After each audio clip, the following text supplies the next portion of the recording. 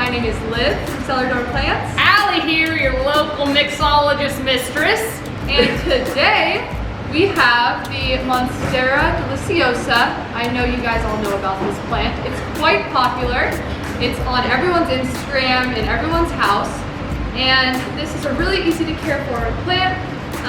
And I'm gonna let Allie talk a little bit about the cocktail that we're matching with it. Yes, so Liv told me we're doing Monstera, and I was like, sick. We're gonna do monster juice. So I'm doing, it's kind of like a basil citrus cocktail, and I love it because it kind of resembles this green leafy color of the Monstera, and I have a surprise for you guys at the end with the garnish, so I'm really excited about it. Super easy cocktail to make for all you novices out there. Just kidding. It's a great cocktail anyways, but really easy. And just for all you new plant parents, like I said before, this is easy. And the reason why the Monstera is so easy to take care of is because of the lighting. It can withstand a variety of different lighting conditions, so from low light to bright light, but I suggest putting it in bright light. So in order to get these beautiful leaves that are huge and have the splits in them, you're gonna want to put it in bright light. If it's in low light, you might see them, but not likely. How long does it, do they come with the slits like that, or do they develop? They develop, so you'll see some of them, they don't have the splits, and then these other ones that are a little bit bigger, they'll actually come with the more mature ones. Exactly. More mature. Yes. Exactly. What are you doing over here, Allie? Well, I'm just starting to build our monster juice. So what I'm doing here, I'm putting the citrus in because this requires muddling. A lot of cocktails with citrus do require some muddling. I think it's good because you get not only the juice from the pulp, but you get a little bit of those oils. To start off, I did 2 slices of lemon, a slice and a half of oranges because the oranges are pretty big. I couldn't really fit it all in there. And then we go in with about like 4 or 5, 1, 2, 3, I'm gonna do 5. 5, yep. 5 basil leaves. And then I'm just gonna go and start muddling away. So while Allie's muddling, getting all those liquids together, we'll talk a little bit about the liquids from the Monstera.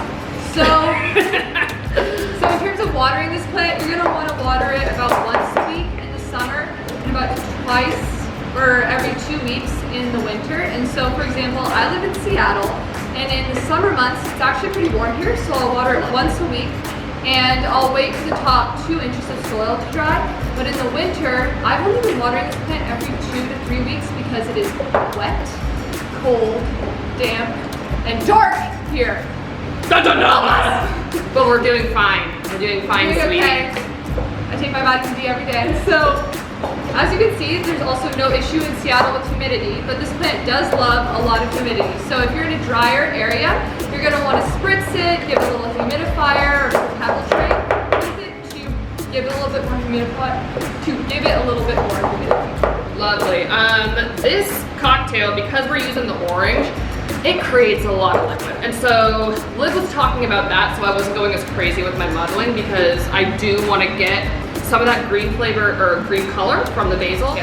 So I'm about to go ham really quick. And it's okay if it gets a little messy. You know, you really just gotta smash the thing to get all those juices out. I'm not lying. Like, what was your quote again? I'll write it in my journal.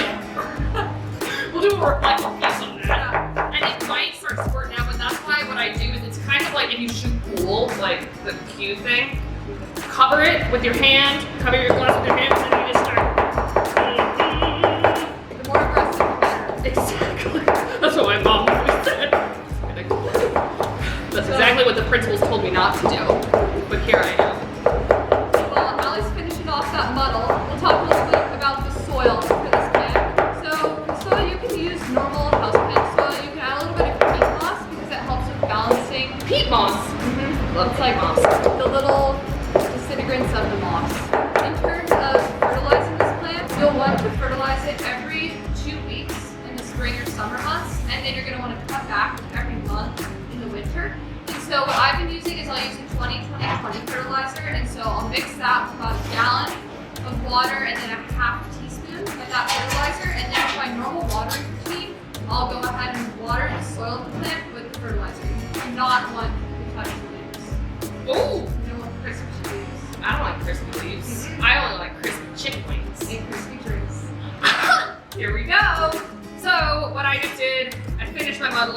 to the drink consistency that I like. And now I'm gonna go in with the liquid. So what I do with all of my drinks, don't skimp on the ice. Ice is lovely. Fill it up all the way with ice. Then we are going to go in with our citrus vodka. Again, we're using Oola, the local distillery from Seattle. They're just really good. I can't get away from their stuff. Just kidding, we're fine. So I'm going in with 1.5 ounces of vodka. Oh yeah. And then, again, really I think the secret, it's not really that much of a secret, but in a lot of drinks, the secret sauce is agave syrup. I like to use this for my sweetener, and we're going in with a 1/2 ounce. Can you use simple syrup or? Yeah, so a lot of recipes just automatically call for simple syrup. Got it. But that's just sugar and water. It's just any type of sweetening agent. You can use it. I don't know why. I feel cooler when I use agave. Is it Organic. Oh. For you. For helping you out. For you. And so now all my liquids are in there. This is kind of like a bartending style shaker. Put that bad boy in, and after we go. Here we go. So you really just want to get all that stuff together. What I kind of the reason why I shake it really hard is because to kind of like get all that agave syrup emulsified and everything. My last tip from Monstera is, just how like alcohol isn't for everyone, the plant isn't for everyone. So this plant is toxic to pets and to little kids. So you want to put it in a high place, you want to keep it away from your cats or dogs. So I just filled up a rocks glass with a little bit of ice, and then I'm going to strain this bad boy on over.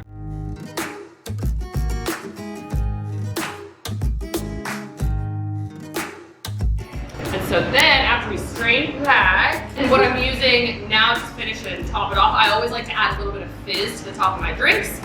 One really good alternative to either soda or soda water is kombucha. Makes you feel healthy. It has a lot of probiotics in it, and it has a little bit of fizz. So what I'm using is Puget Sound Kombucha Company's green tea matcha Evergreen kombucha. It matches the color, and Does it have a little caffeine in it? it sure does, because it's got In there? a little kick. So we're just gonna open the bad boy up and top it off. Lovely, lovely, lovely. Round of applause. Thank you. And yeah, Puget Sound Kombucha Company, local from Seattle as well. So we're just like plugging all the Seattle joints up in here. So it's Monster Juice, and it's inspired by Monstera. So what I decided to do was create a little Monstera leaf. Isn't she cute? Oh my god. So we have this Monstera, a little jungle vibe to your house. And then we got Monster Juice to get a little jungle vibe in your body. Oh, she's so pretty. Oh. Let me see if she tastes as good as she looks. I know she does. Ooh. That is lovely. You can taste the basil in it. And we posted the specific directions and ingredient amounts below in the comments, wherever we put it. And really comment below on if you guys want to see any different types of drinks, cocktails. We can move away from the alcoholic drinks if we want. We can stop eating plants that are toxic to your pets, okay? And children. So thank you guys. Thank you so much, and cheers. Have a good rest of your day.